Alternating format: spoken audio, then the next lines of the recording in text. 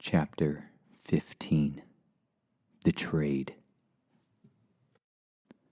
My talent was discovered before I knew how to write. My mother had taken me to the library to check out some books. She'd let me check out a VHS tape on karate as well. The film opened with a man demonstrating many of the more advanced blocks, strikes, and throws. Later that night, when my dad came home, he started to wrestle with me, as he was so fond to do. And when he came towards me, I replicated the throw I'd seen the man do on the tape. I grabbed his dominant hand, twisting it, and in a fluid motion pulled him over my body while throwing my hips and legs towards his knees and flipped him over my shoulder and onto the floor. My talent had first been expressed, and it helped me to mimic behaviors I saw, even if it was the first time I'd seen them. This gift could have been cultivated for beneficial things. It could have allowed me to become anything I was passionate about or Yahweh wanted me to do. But once my first gifting had been discovered, the family had their lusts and ledgers to satisfy. This ability was to be groomed and cultivated to become a talent for them. Just before my first year in grade school, I was taken back to my knighted grandpa's, and with the priest's hands placed over mine, I was made to end a man's life for the first time. The cost for me was a shattered soul, but the prize for the brotherhood was a new seat of power. The knight advanced a degree, then later became a frequent Time magazine cover staple, a governor, and a war hero to the deceived. Perhaps a character was built around him who shall not be named, the one who armed rebels and overthrew our own puppet regimes in the Middle East, the one who partners with the families whose senior executive services built them a presidential infestation force of coercion, compromise, and control, who built a league with the family members of hiding in plain sight on C Street, architecting and orchestrating fellowships with death. The devastation of my first kill shattered my soul, and into that space came with it a seemingly beautiful yet vexingly lurid entity, which never needs to be named. He became a familiar spirit of death, rage, and murder, who helped me to do the worst of deeds. My shedding of blood after family killings were through fueled his spiritual power, and in turn, he empowered my ability to enact more violence, lust, destruction, sin, cursing, and death. The manipulated contractual agreement is the true origin story of a virus with its host. It devoured my life while it made me a full-time producer for death. These are the darkest of secrets that so few are willing to share. The truth is, you do not make super soldiers, assassins, or spies without the aid of the kingdom of darkness. This does not mean programmers, participants, or victims are always aware that the powers being funneled into their personalities are demonic or from a fallen realm. This is because, unlike the Hollywood version of spiritual warfare, demonic entities in reality masquerade as something else. The shape-shifting quality of deceitful ones enables them to take on various forms to deceive, manipulate, and control their targets. For example, in the heights of my abuse and pain, the brutes would have me call out to a specific power to save me, which was often an angel of light or a being of seduction with enormous intellect and strength. They would read incantations and ancient oaths over us as the abuse occurred. I would make an agreement with the manifested spirit, the force or the feeling, to have permission to come into me and equip me with strength to overpower my enemies or no longer to feel the pain. This occulted knowledge is what the order, my grandfather and his brothers, were armed with. The method of fracturing, programming, and demonizing he used on me proved to be a tremendous success. This success was defined by kills, blackmail tapes of pedophilic rape, and undetected infiltrations, exfiltrations, and theft. Their success led him, along with other close family members, to put together a training program on how children can be made stronger and more lethal if you demonically charge their personalities and make them killers of the first-class kind. The premise was not to wait until they could develop physical capabilities to achieve their goals, but instead to start immediately, imbuing them with spiritual powers to enable greater works at even earlier ages. They believed the younger the child, the better, because the spiritual powers released in a child were not dependent on their physical size, but the strength of their will. Many of the orders in Gnostic religions believe that the will is the true force, which can manifest physical power and actions from internal and external sources. The training program my grandfather created was sold to other families, lodges, and international governing bodies, earning them a tremendous increase. The cultivation of such chosen ones is chronicled and documented in Russ Disdar's book, The Black Awakening, the rise of satanic super soldiers, and expelling the darkness. After the splitting of my soul and the charging of those personalities, I found this shape-shifting power abiding within, which could be unleashed with furious force. How and in what ways it was unleashed was entirely controlled. Just like a combat dog can be trained to allow its masters to safely pet it, but when given a command, it will tear apart the nerve clusters and arteries of its targets. It was these newfound pieces of my broken mind that were sharpened into a blade.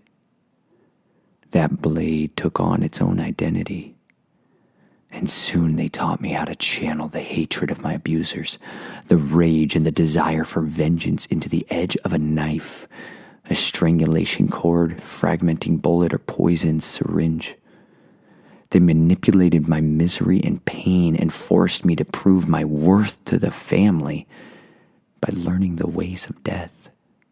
I was taught and initiated by many masters how to cut a body so the blood would leak out slowly, quickly, or bring death in 5 seconds or less. I was taught by other chiefs and big medicine men to skin and shadow walk. Later came the ways to walk on leaves without making noise. Later still came the commanders and the instructors who made me capable of not leaving a trace of my presence, even down to my DNA at the scene of targeted eliminations. Because of this, I was forced into the underground world where blackmail and death threats are strictly enforced. The family was proud of their child killers. They could profit tremendously from the snuff films and their little murderers for hire. After all, they'd like to remind customers that children fit in places adults just can't.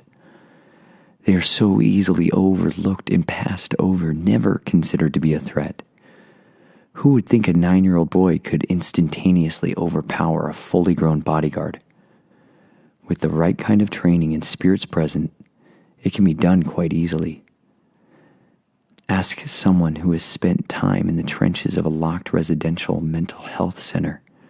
for disturbed children if they ever seen grown men thrown around like rag dolls by young kids.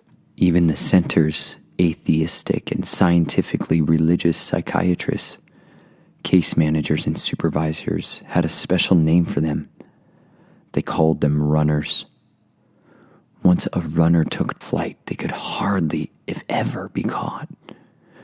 For some reason at the time I did not really understand, but I could always catch them. I could throw some switch in my brain and bring up my runner and race past every other staff member and catch up to them all. There was never a shift I worked at that facility where a runner escaped. It does not always take something supernatural to do it. Sometimes just the shutting off of your need to not strain a muscle, or the fears of what would happen if you ran full speed onto a busy 6-lane road can also work. Running is essential when it comes to the trade or the work the families do. Sometimes paying clients or red light guests get too abusive or too close to someone who might help them get out. The family realized they could convince me to kill anyone for them so long as I believed they were a pedophile, brute, a trafficker of children, or someone who covered up these types of crimes. While I grew in my skills and abilities, my parents were quick to cover the visible signs of my abuse and trauma by moving me from school to school. Between 2nd and 3rd grade alone, they had me change schools 4 times. It was this pattern of hiding the evidence and destabilization of his chosen one that my father was so good at, all the while broadening and deepening the Reynolds southwestern tendrils of blackmail and manipulative control. Too many little black books and compromising files were built by selling off of my body, blades, or blood, and these became powerful tools the family used for significant gain. If a teacher at school started asking too many questions about why my handwriting would change so drastically as I switched from one personality to another, or about the bruises or uncontrollable vomiting sessions, I would be forced into a new school. Worse still were when I'd grown too close to a friend or their family who might make me feel safe, loved, and understood. The rug would be pulled out from under and away we would go. Certain aspects of my family's approach are different than others. I can't sit here and try to claim I know how all of the underworld operates. All I can tell is the secrets I was raised with and taught. Some families give their children all the training for their gifting, yet they do not let them loose until a much later date. The Disneys and their Mickey Mouse boys and girls, turned into objects of lust, are internationally renowned for it. Some are given all the pleasures and luxuries money can buy, while others starve their children, continually lavishing plenty on the family around them, but keeping them caged like a lion in a pit, waiting for his prey. This is why some families raise their children on familial, maintained estates, while others are sent to the suburbs, subways, and trailer parks. My role in the family necessitated mediocrity. Chosen ones, especially guardians and assassins, are not allowed to stand out. So I was made to be mediocre. They're made to be chameleons, able to look like their environments and become what their prey believed, wanted, and expected to see. Within this path, there is no exceptionalism allowed, as it brings unwanted attention. So my family took the trade seriously, and they knew that the best way to climb the pyramid to influence, power, and wealth was to offer up their pet project. My blood, body, blade, and blackmail records were the currency of bricks my family used to build its tower of rebellion. Once my bodily skills, talents, and usefulness were uncontrollable, they moved on to the next generation. There is only so much a mind can endure, and the traumas my body had experienced had left their marks. There is a saying proven correct: killing always leaves a mark. The first murderer of man, Cain, can attest to being cursed with such a burden. He was the first to bear the mark of death.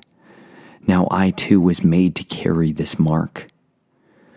Too many of the traumas were invisible, and after my East Coast elite grandfather, a former president over the American Society of Civil Engineers, who my dad had moved in with us, died, it left me without an identity as his property.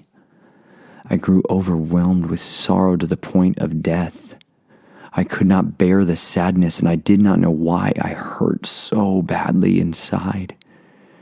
To have a physical expression of the internal pain, I turned to self-mutilation, pornography, alcohol, and any other family-allowed substance that would alter my mind. It was how I survived the torment at night or the bullying at the latest family-funded private Christian school I attended. It was a mad world, and I thought if I could just get away from my family, I could have a better future. This was soon to be what I was offered: a well-prepared treat for my eyes, which promised honor, awards, and accolades. But they would instead leave me with dozens of more bodies and burdens of guilt stacked at my master's feet.